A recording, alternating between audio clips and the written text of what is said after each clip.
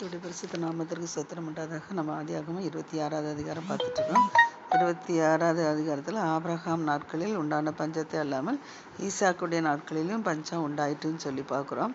அப்போ ஈசாக்கு என்ன செய்கிறான்னா, பெலிஸ்தருக்கு ராஜாவாய் அபிமெலேக்கு இடத்துக்கு என்ன செய்கிறான், கேராருக்கு என்ற இடத்துக்கு என்ன செய்கிறான் போகிறான். பெலிஸ்தர் தேசத்தில் கேரார் என்ற இடத்துக்கு அபிமெலேக்கு என்ன செய்கிறான் போகிறாப்புல. அங்கே கர்த்தர் என்ன செய்கிறார், அவனுக்கு தரிசனமாகி சொல்கிறாரு. என்ன சொல்கிறாருன்னா, நீ எகிப்துக்கு போகாதபடிக்கு நான் சொல்கிற தேசத்தில் நீ என்ன செய்ய குடியிரு அப்படின்னு சொல்கிறாரு.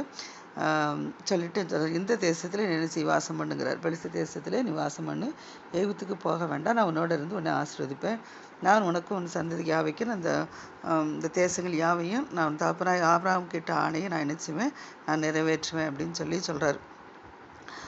சொல்லிட்டு சொல்கிறாரு. ஆபிரகாம் என்ன சொல்கிறார், என் சொல்லுக்கு இருந்து கீழ்ப்படுத்தி என்னுடைய விதிகள், என்னுடைய கற்பனைகள், என்னுடைய நியாயங்கள், என்னுடைய பிரமாணங்கள் எல்லாத்தையும் கை கொண்டான். அதனால் நான் உனக்கு என்ன செய்கிறேன், உன் சந்ததி வானத்து நட்சத்திரம் போல நான் பெருக பண்ணி உன் சந்ததி இந்த தேசத்துக்கு யாவையும் நான் தருவேன், இந்த தேசங்கள் எல்லாத்தையும் ஒரு சந்ததிக்கு தருவேன், உன் சந்ததிக்கு பூமியில் உள்ள சகல ஜாதிகளை ஆசீர்வதிக்கப்படும் அப்படின்னு சொல்லி கர்த்தர் சொல்கிறார்.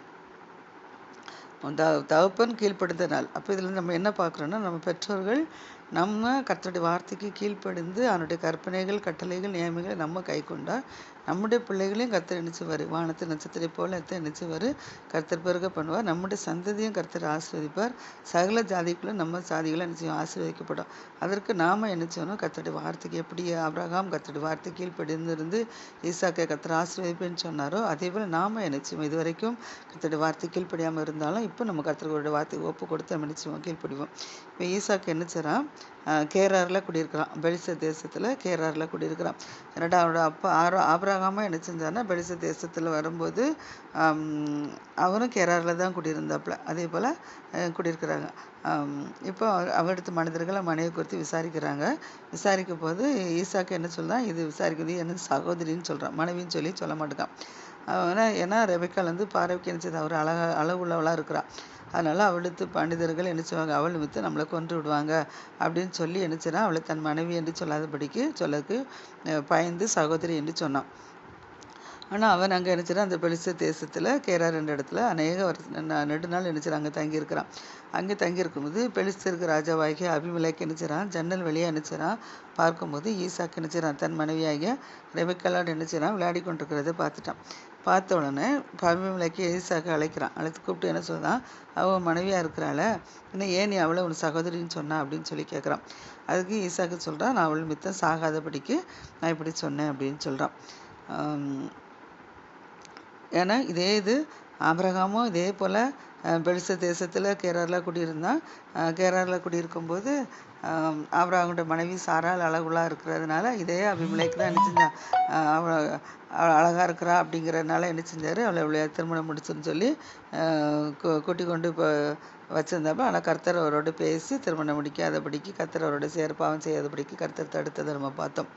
அது ஆதியாகமம் 20வது அதிகாரத்தில் இருக்குது. ஆபிரகாம் சாராள் கதை. இதே போல் இப்போ ஈசாக்கு ரெபெக்காள் கதை 26வது அதிகாரத்தில் இருக்குது. இதே இடம் தான், அபிமெலேக்கு என்ற இடத்துல தான், அபிமெலேக்கு ராஜா தான் கேரார் என்ற இடத்துல உள்ளவர் தான். இப்போவும் தன்னுடைய மகன் ஈசாக்கும் அதே போல் தான். அதனால் என்ன செய்கிறான், அழகுள்ளவராக இருக்கிறனால பயந்து போய் நினச்சிடான், பயந்ததுனால கேட்குறான். அப்போ அவன் சொல்கிறான், ஈசாக்கு அழைச்சி கேட்குற, மனைவியாக இருக்கிறாள நீ எப்படி உன் சகோதரின்னு சொன்னா அப்படின்னு சொல்லி கேட்கும்போது தான் நான் அவள் மித்த சாகாதபடிக்கு சொன்னேன் அப்படிங்கிறான். அப்போ அபிமெலேக்கு சொல்கிறான், எங்கள் இடத்துல நீ இப்படி இப்படி ஏன் சொல்லிட்டா, இப்படி சொன்னதுனால ஜனங்களுக்குள்ள யாராயிலும் உன் மனைவியோட பாவம் செஞ்சுட்டா, அப்போ நீ எங்கள் மேல் பழி சுமறதுக்கு இடம் உண்டாக்கிட்டாயே, இடம் உண்டாக்குற மாதிரி ஆயிருமே அப்படின்னு சொல்லி கேட்குறாரு அபிமெலேக்கு. பின்பு அபிமெலேக்கு சொல்கிறாரு, ஜனங்களை பார்த்து கேட்குறாரு, இந்த புருஷனாயிலும் இந்த மனைவியாயிலும் யாரும் தொடக்கூடாது, யாரும் தொட்டால் நிச்சயமாக அவங்க என்ன செய்வாங்க, கொலை செய்யப்படப்படுவீங்க அப்படின்னு சொல்லி எல்லா சகல ஜனங்களுக்கும் எச்சரித்து சொல்லிட்டார். ஏன்னா ஆபிரகாம் மகங்கிறது தெரியும். ஆபிரகாமும் இதே போல் என்ன செஞ்சான் இருந்தால் கர்த்தர் என்ன செஞ்சார், அவன் தீர்க்கதரிசி, அவனுக்கு நீ பயந்து இருக்கணும், அவனோட மனைவியை விட்டுரு, அவனுக்கு மனைவியாக இருக்கிறா அப்படின்னு சொல்லி கர்த்தர் சொன்ன உடனே அவன் என்ன செஞ்சான், நான் கேட்ட சகோதரின்னு சொன்னதுனால தான் நான் கூப்பிட்டேன்னு சொல்லி சொன்னான். அதனால் நீ ஒரு உத்தம இதயத்தோடு தான் செஞ்சா நான் அறிஞ்சிருக்கிறேன், அதனால் நீ அவளை விட்டுருன்னு சொன்னதுனால அவள் விட்டு விடலைன்னா அவங்க குடும்பத்தில் எல்லாத்துக்கும் என்ன செய்ய நான் வந்து வாதையை அனுப்புன்னு சொல்லி கர்த்தர் சொல்லியிருந்தார். அதன்படியே அவன் செஞ்சுட்டான். தன்னுடைய மனைவி அதிகாலையில் அவனுடைய மனைவி அதிகாலையில் அவளை விலைக்கு நினைச்சிட்டான், அழைச்சி விட்டுட்டான். விட்டது மாத்திரமில்ல அநேக ஆடு மாடுகள் குதிரைகள் கழுதைகள் வேலைக்காரர்கள் இது எல்லாமே என்ன செஞ்சான் கொடுத்தான். 1000 வெள்ளி காசும் என்ன செஞ்சான் கொடுத்தான். அதனால அந்த அபிமெலேக்கு கிடைச்சது பயம் உண்டு. இது ஆபிரகாமுடைய மகன் தானே அப்படின்னு சொல்லிட்டு கர்த்தருடைய பிள்ளைகள் இவங்கெல்லாம் அப்படின்னு சொல்லியிருந்து பயப்படுறாங்க.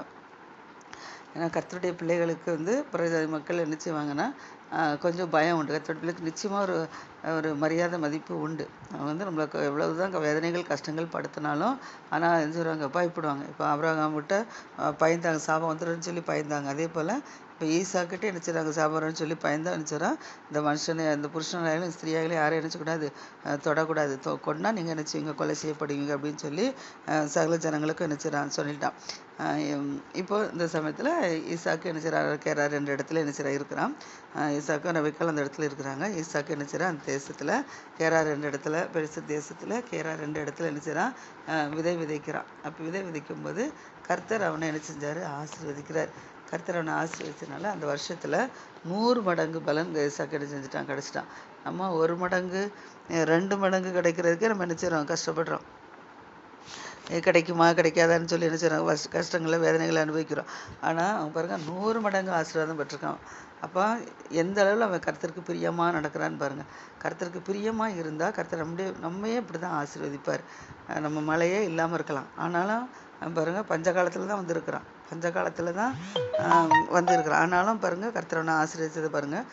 தேசத்தை விதை விதைக்கிறான், அவனுக்கு கர்த்தர் 100 மடங்கு ஆசீர்வாதத்தை கொடுத்தான்.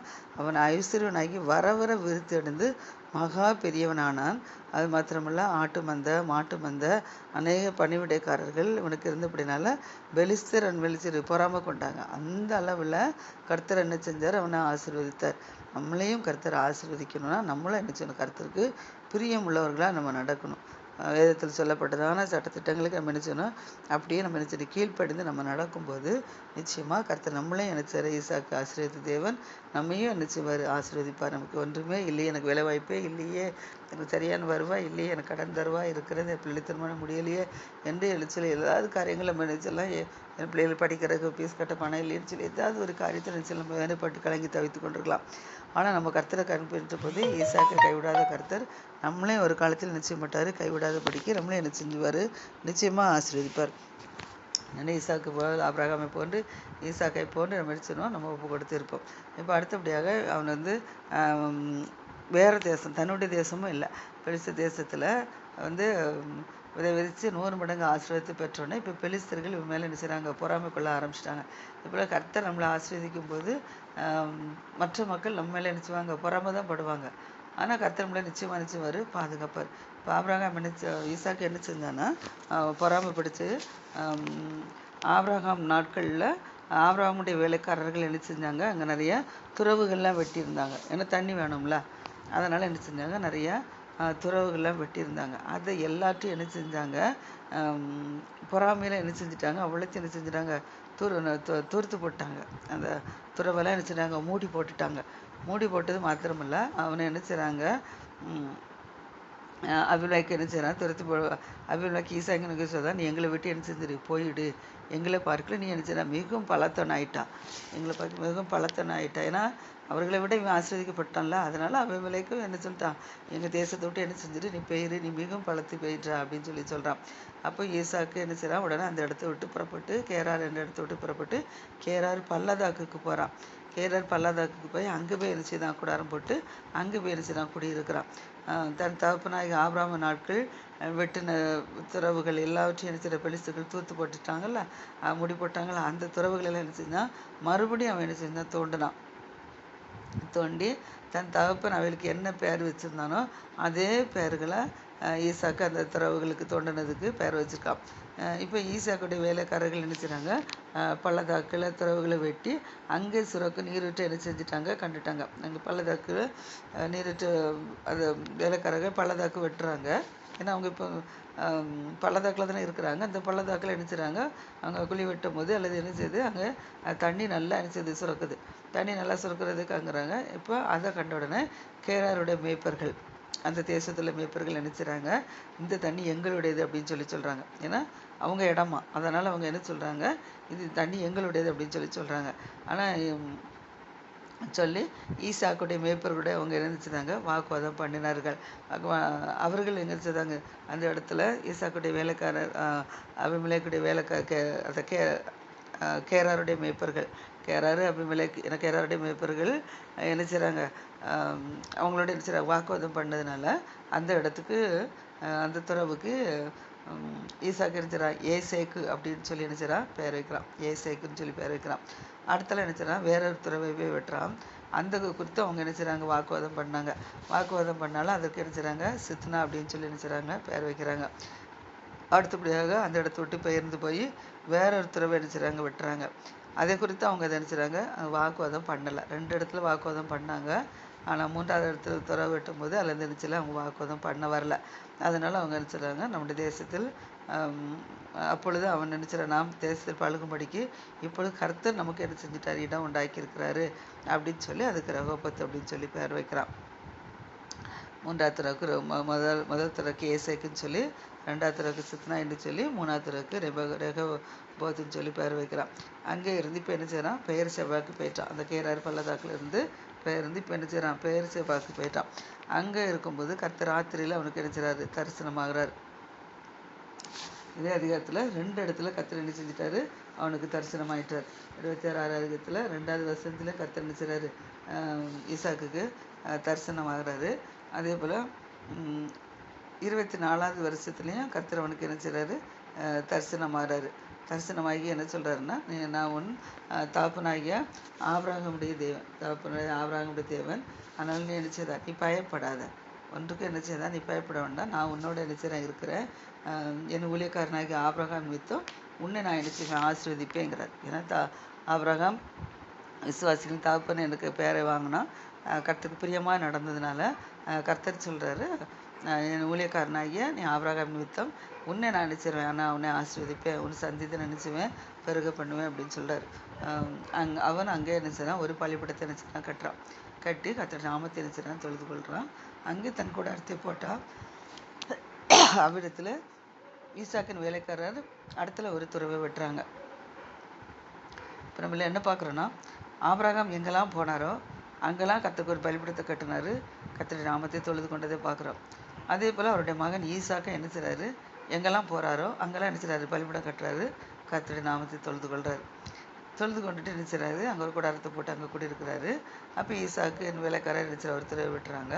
அந்த சமயத்தில் அபிமெலேக்கும் அவன் சிநேகனாக அகுசாத்து என்ன செய்கிறாங்க, அவன் சேனாதிபதியாக பீகோலும் கேராரிலிருந்து அவனிடத்துக்கு வராங்க. வந்து அவங்களோட என்ன செய்கிறாங்க, ஈசாக்கு அவனுக்கு சொல்ல, நீ என்னிடத்தில் வந்தீங்க, நீங்கள் என்னை பகைத்து என்னை உங்களிடத்தில் இராபடிக்கு துரத்தி விட்டீங்க, ஏன் வாரீங்கன்னு சொல்லி கேட்குறான். ஏன்னா இதுலேருந்து என்ன பார்க்குறோன்னா, ஆபிரகாமும் என்ன செய்றாரு, கர்த்தருடைய நாமத்தை போரிடலாம் பலிபீடம் கட்டி கர்த்தருடைய நாமத்தை தொழுது கொண்டார். நாம் எப்படி இருக்கிறோம், நாமளும் எங்கே போனாலும் கர்த்தருடைய நாமத்தை தொழுது கொள்கிறோமா? நம்ம வேறு ஊருக்கு ஏதாவது ஊருக்கு போகிறோம் வைக்கோம் எடுத்து போயிட்டுறோம், சரி இங்கே தான் ஆலயம் இல்லைன்னு சொல்லி அழைத்து போகாமல் இருக்கிறோமா? அடுத்தபடியாக கர்த்தர் தொழுகலாமல் இருக்கிறோமா? கர்த்தர் ஆலயம் இல்லைனாலும் என்ன செய்யணும், ஆலயம் கட்டி என்ன செய்யணும், தொழுது கொள்ளணும். ஆலயம் இருதயமாகி ஆலயத்தை என்ன செய்யணும், அதையும் கட்டப்படணும். உலக பிரகாரம் ஆலயமே என்ன செய்யணும், கட்டப்படணும். இப்போ பலிபீடம் கட்டி கர்த்தர் நாம தெரிஞ்சு தான் தொழுது கொள்றதை பார்க்குறோம். அதனால கர்த்தர் என்ன செய்கிறாரு, ஆபிரகாமை ஆசீர்வதித்த மாதிரி ஈசாக்கு என்ன செய்கிறாரு, ஆசீர்வதிக்கிறாரு. அதனால என்ன செய்கிறாங்கன்னா, இப்போ கேரார் மேய்ப்பர்கள் இவனை விரட்டி விட்டுட்டாங்க, கேரார் மக்கள் இவனை விரட்டி விட்டாங்க. அபிமெலேக்கே விரட்டி விட்டுட்டாப்புல. அபிமெலேக்கு இந்த கேராரில் இருக்கக்கூடாதுன்னு விரட்டி விட்டு பள்ளத்தாக்கில் போயிருக்கிறாப்புல, கேரார் பள்ளத்தாக்கில். இப்போ கேரார் பள்ளத்தாக்கில் இருந்து அங்கேருந்து பெயர்சபாவுக்கு போயிட்டாங்க. பெயர்சபாவுக்கு போயிட்டாங்க. அங்கேயும் ஆசீர்வாதமாக இருக்கிறான் அப்படிங்கிற செய்தியை இவங்க கேள்விப்படுறாங்க. கேள்விப்பட்டவுடனே இப்போ இவங்களுக்கு என்ன செஞ்சுட்டு பயம் உண்டாயிடுச்சு. இனி இவங்க நம்மளை என்ன செஞ்சிடாது, நம்மளே நம்மளுடைய பிள்ளைகளே என்ன செஞ்சிடாது, கொண்டு போட்டக்கூடாது, இவங்க ஆஸ்வதிக்கப்பட்டு இருக்காங்க, நம்மளை விரட்டிடக்கூடாது அப்படின்னு சொல்லி இவங்களுக்கு என்னச்சது பயம் உண்டாகுது. ஆபிரகாம் காலத்தில் அதே போல் தான் இருந்தாங்க. ஆனால் அவங்க என்ன செஞ்சாங்க, உடன்படிக்கை பண்ணினாங்க. அதே போல் இப்போ இவங்களும் என்ன செய்கிறாங்கன்னா, ஈசாக்கை ஒரு காலத்தை துரத்தி விட்டாங்க. இப்போ ஈசாக்கை தேடி வந்திருக்கிறாங்க. தேடி வந்தோடனே ஈசாக்கு எப்படி சொல்லுதான், நீங்கள் ஏன் என்னிடத்துல வந்தீங்க, நீங்கள் தான் என்னை துரத்தி விட்டீங்களே, என்னை பகைச்சிங்களே, உங்கள்கிட்ட இப்படி துரத்தி விட்டுட்டு இப்போ எதுக்கு நீங்கள் என்கிட்ட வந்தீங்க அப்படின்னு சொல்லி கேட்குறாங்க. அதுக்கு அவங்க சொல்கிறாங்க, நிச்சயமாக கர்த்தர் உம்மோடு இருக்கிறாருன்னு சொல்லி நாங்கள் கண்டோம். ஆகையால் எங்களுக்கும் உமக்கும் ஒரு ஆணை ஏற்பாடு உண்டாக வேணும்னு சொல்லி நாங்கள் நிர்ணயம் பண்ணணும் அப்படிங்கிறோம். ஏன்னா நாங்கள் உண்மை தொடாதபடிக்கு நாங்கள் நினச்சிடும் உனக்கு நன்மை செஞ்சு தான் நாங்கள் அவனுக்கு அனுப்பினோம். அதே போல் உண்மை நாங்கள் சமாதானத்தில் அடிப்பட்டது போல் நீரை எங்களுக்கு தீங்கு செய்யாதபடிக்கு உம்மோடைய நாங்கள் உடன்படிக்கை பண்ணிக்குள்ளே வந்தோம். நீ கர்த்தரால் ஆசீர்வதிக்கப்பட்டுறாமே என்றாங்க. அப்படி சொல்கிறாங்க. உடனே அவன் நினச்சிடும் அவங்கள சும்மா விடலை. அவங்கள தேடி நாடி வந்ததுனால அவங்கள சண்டை போட்டு விரட்டி எடுத்து விட்டாலும் அவங்க காய்மரமாக நம்மளுக்கு சமாதானத்துக்கு வந்திருக்காங்கன்னு சொல்லி அவங்களுக்கு நினச்சி தான் விருந்து பண்ணுறான். விருந்து பண்ணு அவங்க நினச்சிறாங்க. அவனிடத்துல விருந்து பண்ணி புசித்து குடித்து இரவு அங்கே நினச்சிறாங்க படுத்து தூங்கிட்டாங்க. அதிகாலையில் எழுந்து ஒருவருக்கு ஒருவர் நினச்சிறாங்க. ஈசாக்கும் அந்த பீகலும் அவங்க சத்து நினச்சிறாங்க. ஆணையிடுறாங்க.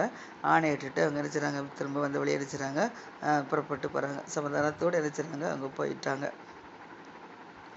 இதை நம்ம என்ன பார்க்குறோம் அப்படின்னா, இவங்க என்ன செய்கிறாங்க, கர்த்தருக்கு பிரியமாக இவங்க நடந்து கொண்டு இருந்தாங்க. எதிராளிகள் இவங்களை பகைச்சாங்க. எதிராளிகள் இவங்களை தூரம் விரட்டி விட்டாங்க. ஆனாலும் இவங்க கர்த்தருக்கு பிரியமாக நடந்ததுனால அந்த எதிராளிகளே இவங்களோட நினைச்சாங்க சமாதானமாகபடி வந்துட்டாங்க. ஒரு வசனமும் இருக்குது சங்கீதத்தில், ஒரு சத்துருக்களோடு ஒருவன் கர்த்தருக்கு பிரியமாக இருந்தால் அவன் சத்துருக்கள் என்ன செய்வாங்க, அவனோடு பிரியமாக இருப்பார்கள்னு சொல்லி நம்ம பார்க்குறோம். அதே போல் தான் இப்போ அவன் கர்த்தருக்கு பிரியமாக இருந்ததுனால அவனை விரட்டி விட்ட சத்துருக்களே என்ன செஞ்சுட்டாங்க, இவங்களோடு நினைச்சாங்க உடன்படிக்கை பண்ண வந்துட்டாங்க. நாம் எப்படி இருக்கிறோம், நாமும் என்ன செய்யணும், நம்ம சத்துருக்களை என்ன செய்யணும், அவனை நேசிக்கணும். நாமும் நம்முடைய சத்துருக்களை நேசிக்கும் போது நேசிக்கணும். ஆனால் கர்த்தரோடு என்ன செய்யணும், நன்றாக இருக்கணும். கர்த்தரோடு நன்றாக இருந்தால் தான் சத்துருக்களை சிநேகிக்க முடியும், இல்லைன்னா சிநேகிக்க முடியாது. அப்போ தான் நம்ம சிநேகிகளை இருக்கும்போது கர்த்தருக்கு பயந்து நம்ம நடக்கும்போது அவர்கள் நமக்கு எதிராக செயல்பட்டாலும் அவர்கள் நம்மிடத்தில் சமாதானத்துக்கு வரும்போது கர்த்தரை நிச்சயவர் அவர்களையும் அவர்களிடத்தில் நமக்கு எந்த போராட்டமும் தாக்காதபடி பாதுகாப்பார்.